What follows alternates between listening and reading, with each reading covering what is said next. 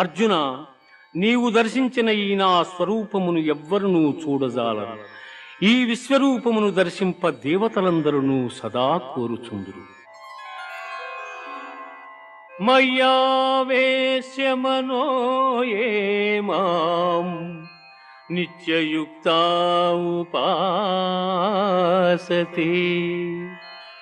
శ్రద్ధయా పరయోపీతా స్తే మే యుక్తతమా మతాః. ఎవరు నాయందే మనస్సు లగ్నము చేసి శ్రద్ధాభక్తులతో నన్ను ధ్యానించుచున్నారో అట్టివారత్యంతము నాకు ప్రీతిపాత్రులు, వారే ఉత్తమ పురుషులు. శ్రేయో హి జ్ఞానమభ్యాసాత్